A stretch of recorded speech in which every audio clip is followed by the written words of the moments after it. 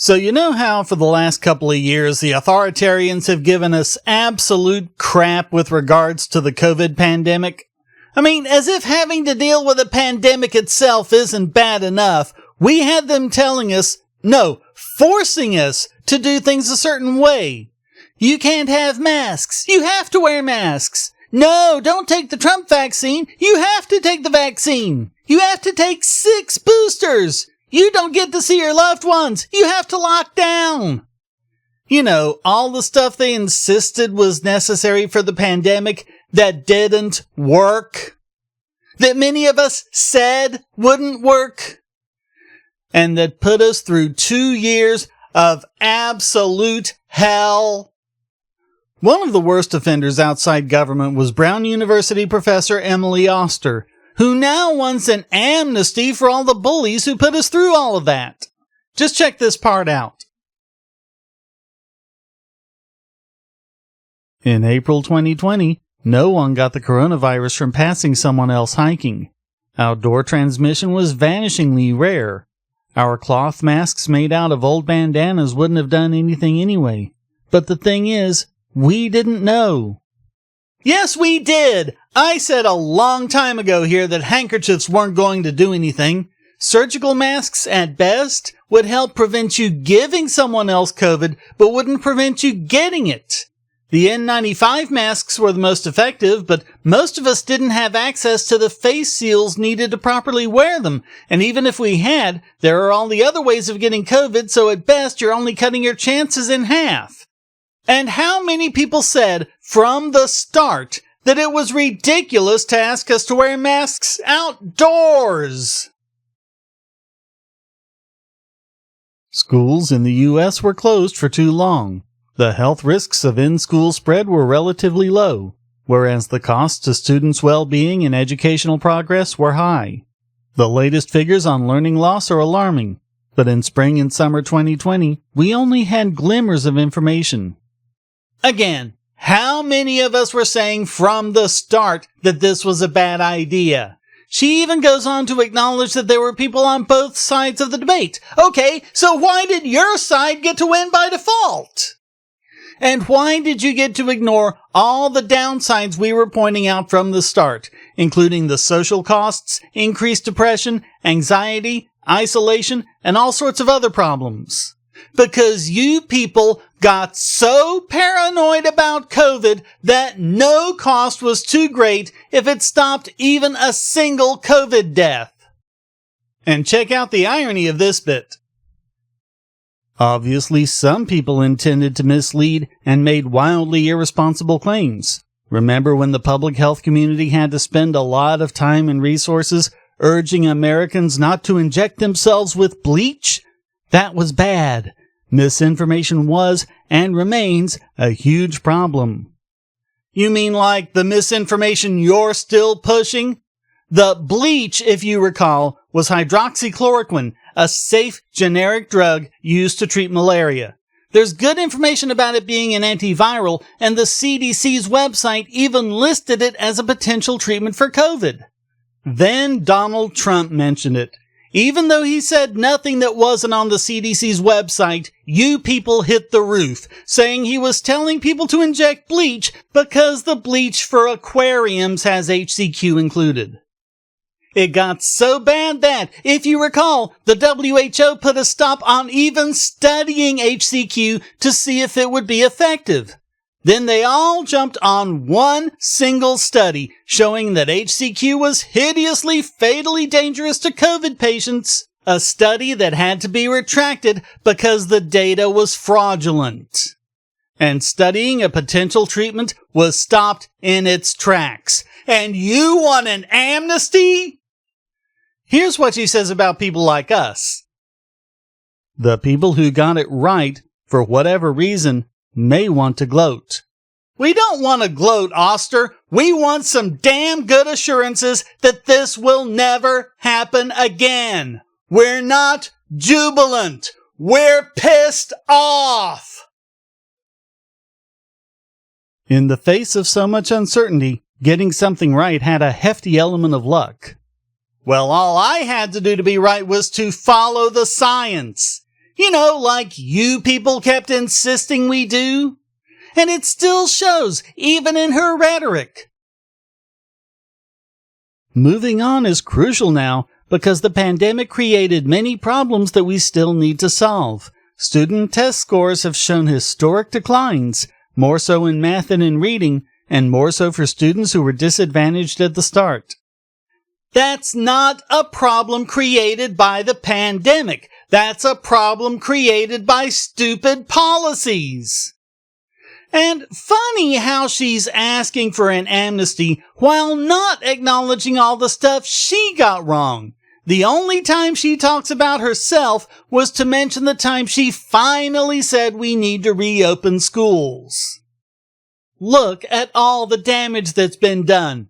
We need to shut down all the unessential businesses. Well, they turned out not to be so unessential, huh? In fact, they ended up being vital to the supply chain. We still haven't recovered from that. And what was the big rescue plan?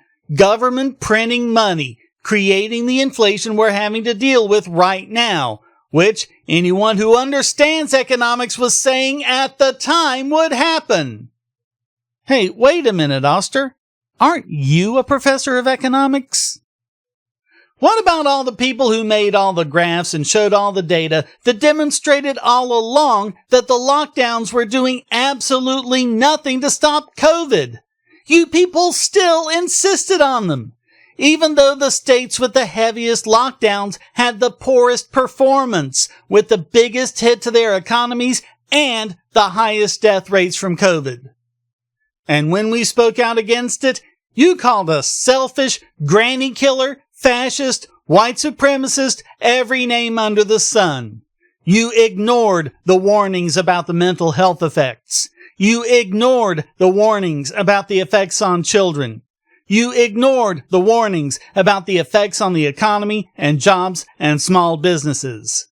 And you want to talk about the censorship?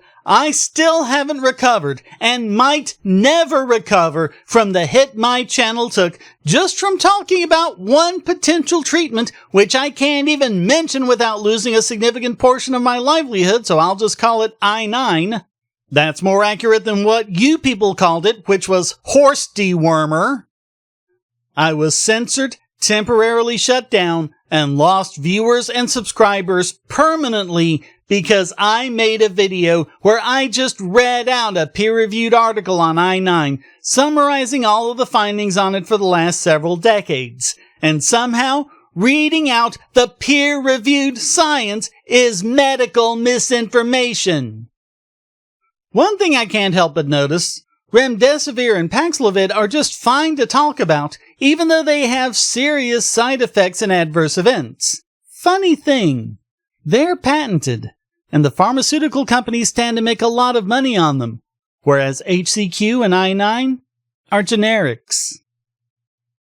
You screeched, "Follow the science!" but actually censored those of us who were examining the science. You deleted our tweets, took down our videos, in many cases kicked us off of social media entirely, and you want an amnesty? Among the worst was the behavior towards the scientists behind the Great Barrington Declaration, who knew you were wrong and who knew the actual science and the scientific consensus of targeted protection as the response to an epidemic or pandemic.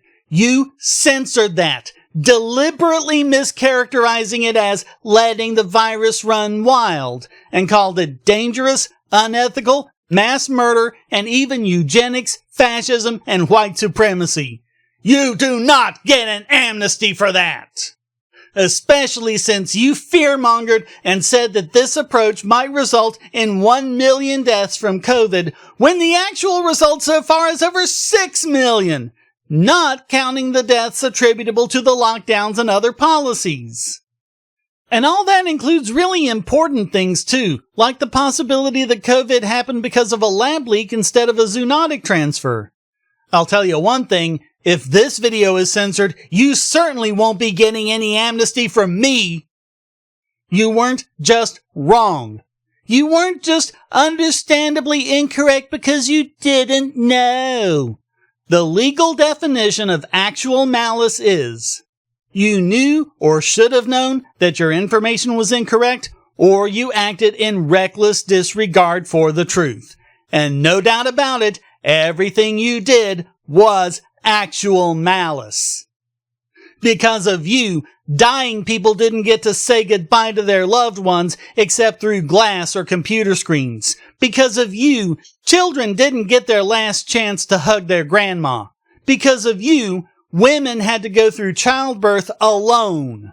And what about all the crap that was done with nursing homes in New York and other places that allowed COVID to run rampant through them, resulting in much greater fatalities than a sane policy would have resulted in? Or even going so far as to saying people who haven't been vaccinated should be denied basic health services. A lot of these are serious crimes that policymakers won't ever be charged with. And you want an amnesty? This was not a mistake. This was a grab for power.